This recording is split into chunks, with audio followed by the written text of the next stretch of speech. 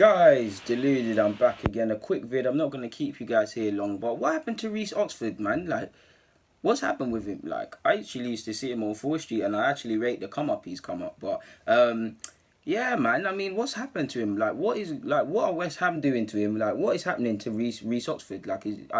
I'm not a West Ham fan, but I'm genuinely baffled. I'm baffled because you just look at 2015. I think he played well against us at the Emirates, but they're gassing it up in the sense that he man-marked Ozil, he pocketed Ozil in midfield. But since then, he hasn't really kicked on, and no fault of his own. To be fair with you, it hasn't really happened. He's 19 years of age now. He's turning 20 in December. I mean, where's the time gone? He's still very young. His career's not over, but such is the nature of football today. If you're a wonder kid at 16 and you haven't kicked on at 20, they call you washed up and stuff.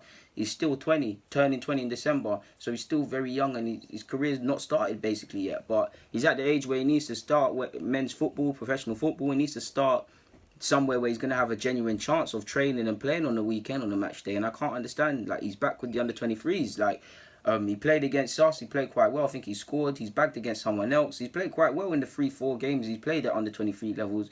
But he's nowhere near the first team at West Ham, at least to my knowledge. I look at that bench. You don't see him. It looks like Declan Rice has taken over his place of being the young player there.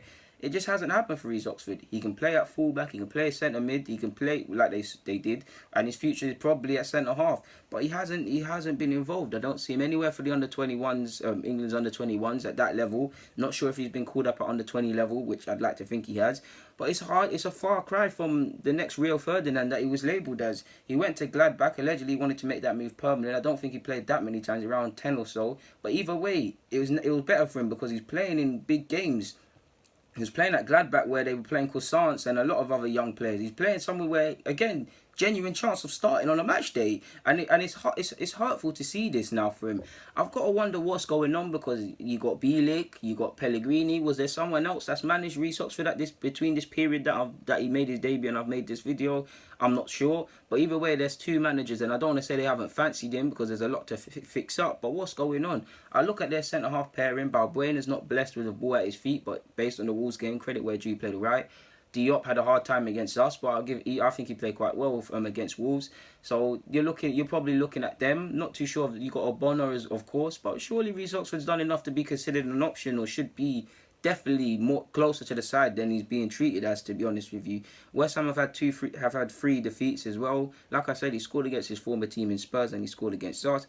But what has he got to think? Like, he's seeing his age mates in different positions or wherever kicking on. He's seeing or people just above and below. He's seeing Nelson go to Hoffenheim. He's seeing Sancho play ball. You saw Lookman obviously Lookman's in a similar situation back at Everton now. You saw him playing at Leipzig.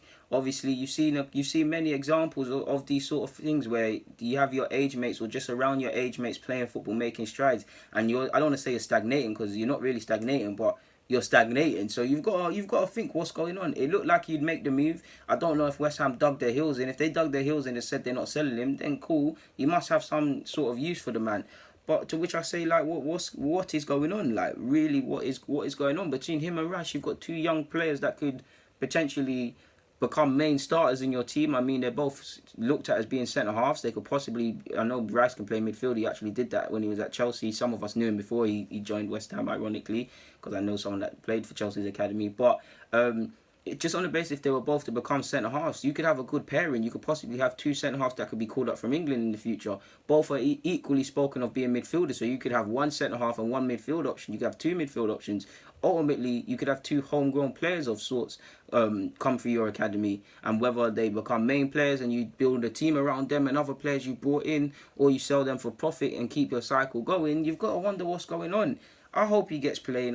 Really hope he moves in January if he's not getting the chance, because he's a decent player and he needs to get football, man. You're not going to get experience until someone allows you. It reminds me of when I used to apply for jobs at a time, and even to a degree, it still happens. I mean, they say no experience, but you have to have experience. So it's a bit weird. So I can sympathise with Oxford and a couple of players, man. So keep it up, keep your head up, man. All you can do is keep training and hope your chance comes, and take it when and if it comes. There's nothing more for me to add, guys. Deluded, get in the comments, subscribe, and do the rest. I'm out.